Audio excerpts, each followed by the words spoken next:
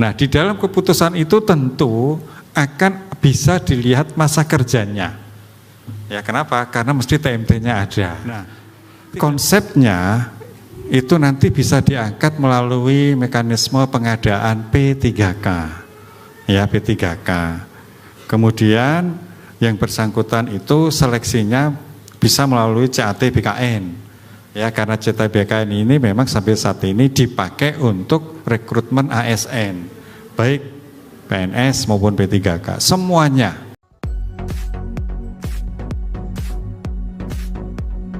Penataan tenaga non ASN yang selama ini memang baru trending untuk dibicarakan, baik itu di media sosial maupun di acara-acara lain, terutama bagaimana nasib dari tenaga non ASN yang saat ini sudah ada di database maupun yang belum ada di database BKN.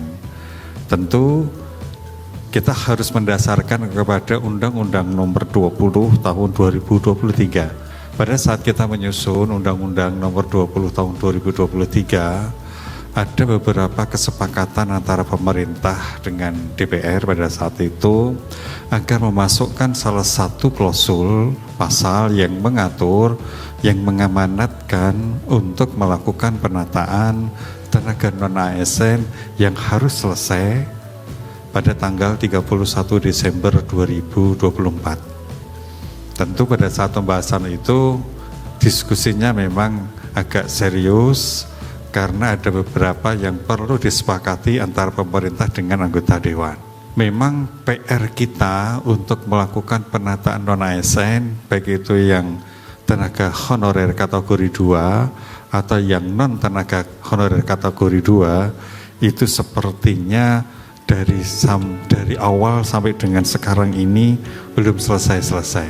Banyak yang memahami bahwasanya untuk penataan itu dimaknai adalah pengangkatan menjadi aparatur sipil negara, sehingga banyaklah keinginan yang saat ini disampaikan kepada Pak Menteri maupun ke BKN.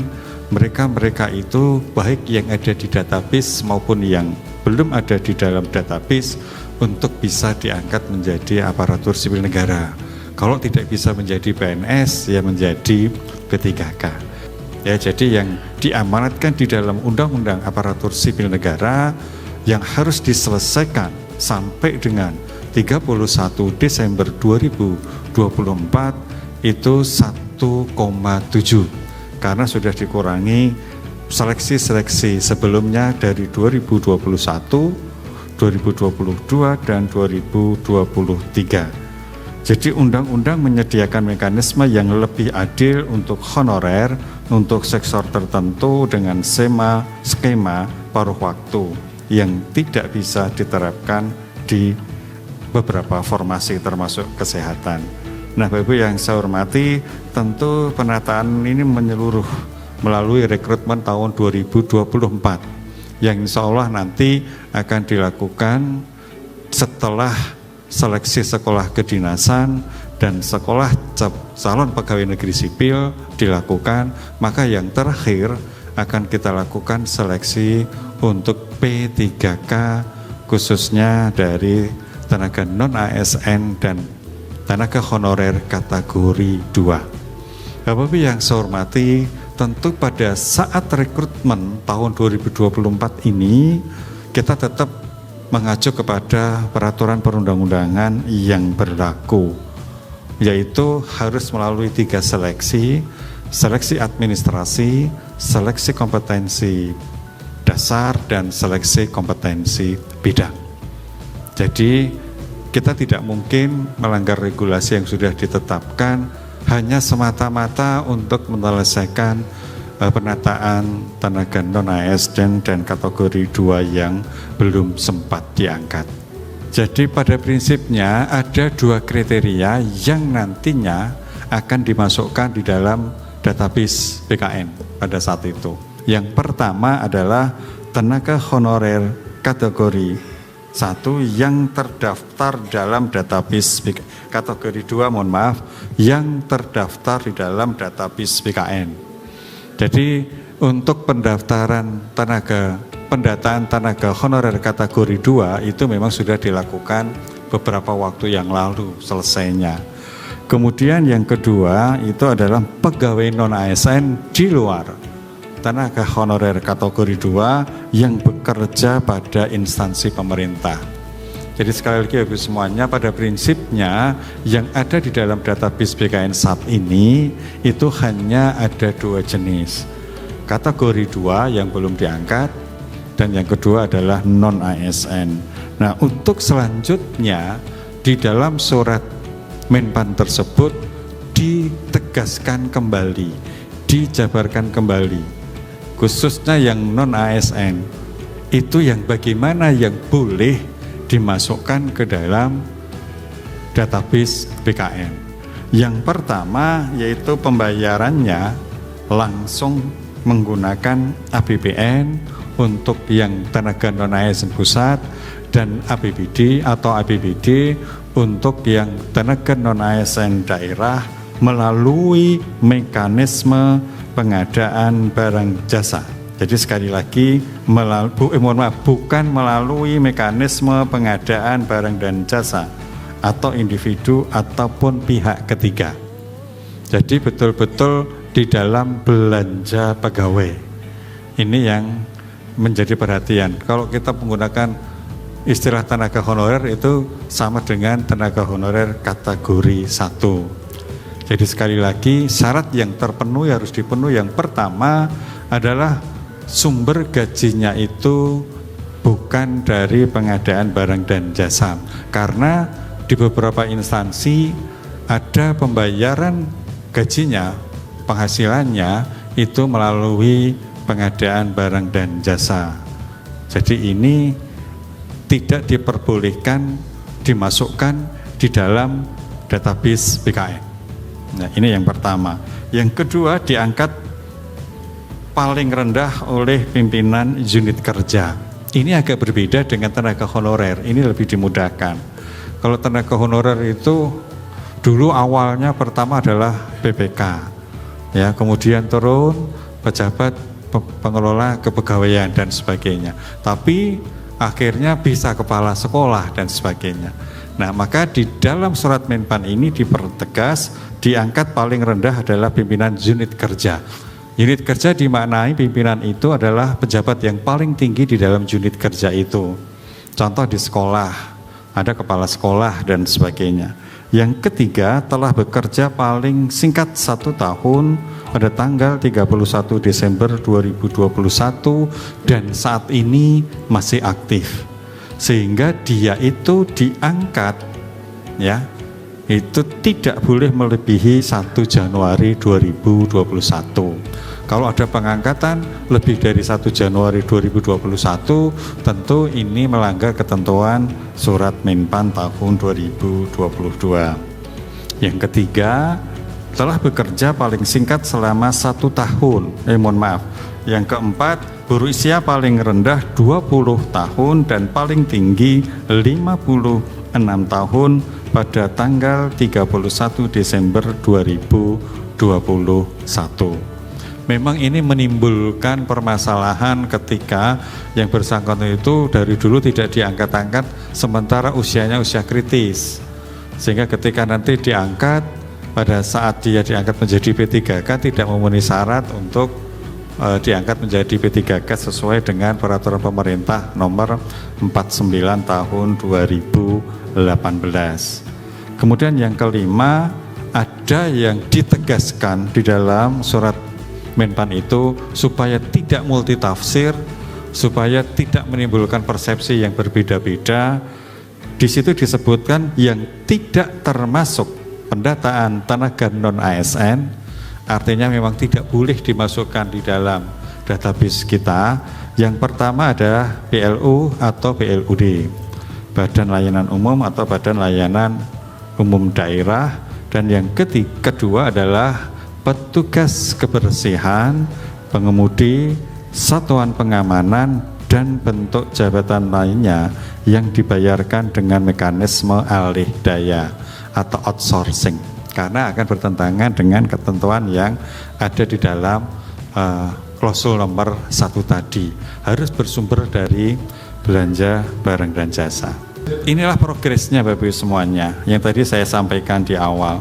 Awalnya 2,355.092 orang. Nah, kemudian melalui proses seleksi sejak 2021, 2022, 2023 itu sudah lulus 571.427, sehingga sisanya 1.783.665. Habis yang saya hormati, tentu untuk menyelesaikan ini memang perlu ekstra hati-hati, karena dimungkinkan ketika nanti 2024 berakhir, penataan dianggap selesai, tentu masih akan ada mereka menuntut untuk diangkat kembali. Nah, ini saya katakan tadi, memang sejak 2005 sampai sekarang sepertinya tidak akan selesai-selesai. Jadi kita sekali lagi Bapak Ibu, terutama yang di daerah, harus ekstra hati-hati ketika di OPD Bapak Ibu semuanya itu masih banyak tenaga non ASN, baik yang ada di dalam database kita maupun yang belum. Nah, ini khusus Kota Semarang. Jadi ini kondisi 21 Juni 2024 ya. Jadi kalau kita lihat jumlah data non ASN yang ada di Kota Semarang itu 5.225. Nah, saya tidak membawa data untuk kota yang lainnya, meskipun Kepala BKD dari kota yang lainnya hadir. Jadi ini yang saya sampaikan hanya di Kota Semarang. Kemudian yang sudah dinyatakan lulus itu 655 atau baru 13,6%. Sehingga sisanya prediksinya yang belum diangkat 4.570. Ya. Terdiri dari untuk kategori 2, honorer kategori 2 itu 4.340 dan non tenaga honorer kategori 2 230. Kami mencoba untuk melakukan prediksi terhadap penataan tenaga non ASN ini berdasarkan jabatan, ya, khususnya di Kota Semarang. Jadi prediksi, namanya juga prediksi Bapak semuanya, moga-moga ini juga tidak terlalu berbeda jauh. Tadi saya sampaikan bahwasanya prediksi sisa non ASN yang belum diangkat itu 4.570 yang ada di Kota Semarang, yang terdiri dari 57% itu administrasi, kurang lebihnya 2.604. Kemudian untuk yang teknis itu 41%, 41,3 itu teknis, itu 1.891. Untuk pendidik 0,5% atau 22, kesehatan 0,9 hampir 1%, yaitu 39 orang, dan penyuluh itu 0,3% atau 14 orang. Ini prediksi berdasarkan jabatan. Sehingga kalau kita lihat yang paling banyak adalah administrasi. Padahal kita tahu bahwasannya pengangkatan P3K itu hanya boleh menduduki jabatan pimpinan tinggi utama, jabatan pimpinan tinggi madya, dan fungsional. Sehingga pemerintah harus berpikir bagaimana caranya mereka yang administrasi ini bisa diangkat menjadi P3K. Maka nanti kebijakan yang akan muncul dimungkinkan P3K itu boleh menduduki jabatan pelaksana. Ini sebetulnya pemerintah itu sudah optimal sekali untuk bisa menyelesaikan tenaga non ASN ini dan bisa diangkat menjadi aparatur sipil negara. Ya, ini selalu kita lakukan kebijakan-kebijakan sesuai dengan arahan Pak Menteri. Bapak yang saya hormati, jadi kalau kita lihat bahwasannya jumlah yang kedua itu yang paling banyak adalah teknis. Ya, teknis itu 41,3% tersendiri. Nah, inilah prediksi berdasarkan jabatan untuk tenaga non-ASN yang belum diangkat. Ya, lanjut. Bagaimana konsep kedepannya? Jadi kita perlu membuat suatu konsep kebijakan untuk penataan tenaga non-ASN. Jumlahnya tadi saya sebutkan 1.783.665.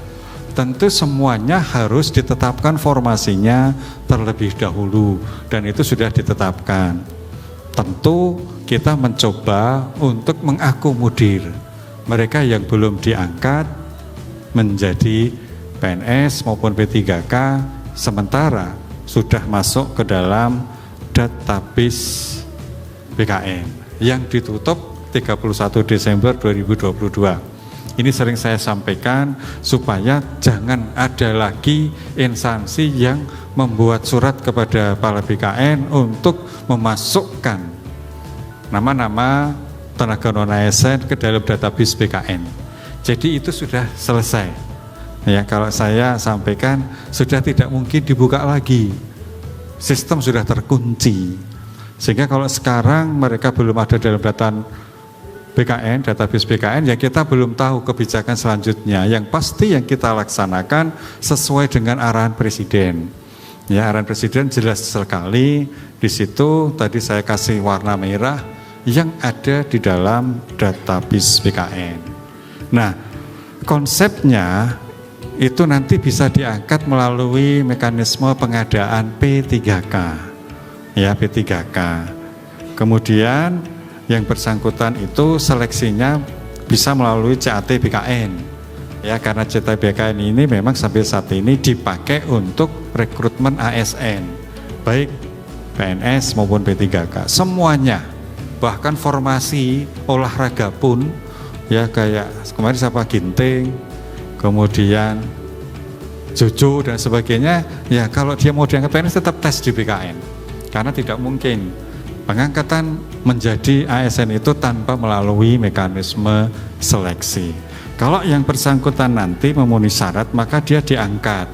Ya, diangkatnya itu bisa mekanisme penuh waktu dan paruh waktu. Tapi tadi Pak Kepala BKD, Pak Johar sudah menyampaikan bahwasanya di BKN, di Kota Semarang itu diupayakan semuanya diangkat penuh waktu ya Pak ya, sepanjang memang anggaran untuk gaji yang diangkat itu tersedia. Nah, Bapak yang saya hormati, yang terakhir ya yang perlu saya sampaikan kepada Bapak Ibu semuanya. Jadi pada saat rapat dengar pendapat next dengan DPR khususnya Komisi 2 itu ada kesepakatan antara pemerintah dengan DPR terhadap 1,7 tenaga non-ASN yang sampai saat ini belum diangkat, perlu dilakukan verifikasi dan validasi terlebih dahulu oleh BKN dan BPKP. Ya, jadi ini perlu kami sampaikan. Saya tidak melihat kebijakan selanjutnya nanti bagaimana, tapi perintah kepada BKN dan BPKP alhamdulillah sudah selesai dilakukan terhadap 1,7. Selesai hari Jumat kemarin. Saya tinggal membuat surat kepada Pak Menteri hasil dari verbalnya. Ya, nanti kebijakan selanjutnya apakah yang diangkat yang bagaimana, tentu akan menunggu kebijakan dari pemerintah selanjutnya. Nah, Bapak yang saya hormati, pelaksanaan verbal ini supaya objektif, ya BKN sudah membangun aplikasi. Jadi kita tidak melakukan manual. Kalau manual itu lama banget. Maka kita gunakanlah aplikasi sistem. Kayak CAT. CAT itu yang dinyatakan lulus atau tidak lulus itu sistem. Maka tidak ada lagi namanya titipan-titipan. Tidak ada lagi namanya KKN. Semuanya yang dinyatakan lulus diangkat menjadi calon aparatur sipil negara itu betul-betul oleh sistem memenuhi syarat. Ini kita juga lakukan verbal itu dengan menggunakan sistem. Apa yang di verbal? Yaitu ada 6 kriteria, ya, 6 kriteria. Kriteria yang pertama itu dari aspek pembayaran honorarium tadi yang saya sampaikan. Sumbernya harus APBD, APBN, dan bukan melalui mekanisme barang jasa. Ya, jadi memang ini agak susah kemarin di awal-awal, harus melihat dokumen satu persatu. Tapi karena ini bukan domainnya BKN, maka yang nomor satu ini dilaksanakan oleh BPKP. Ya, BPKP lebih paham betul terhadap kaitannya dengan aspek anggaran. Yang kedua, kaitannya dengan keputusan pengangkatan dan masa kerja. Tadi saya sampaikan bahwasannya untuk pengangkatan yang dituangkan dalam surat keputusan itu boleh dilakukan, ditandatangani, ditetapkan oleh kepala unit kerja paling rendah, ya, paling rendah. Nah, di dalam keputusan itu tentu akan bisa dilihat masa kerjanya. Ya, kenapa? Karena mesti TMT-nya ada. Tidak boleh kurang dari 1 tahun 31 Desember 2021. Maka yang di SK itu diangkatnya setelah tanggal 1 Januari 2021 tentu tidak memenuhi kriteria. Yang ketiga, usia. Tadi disebutkan ya minimal berapa 20, maksimal 46 pada 31 Desember 2021,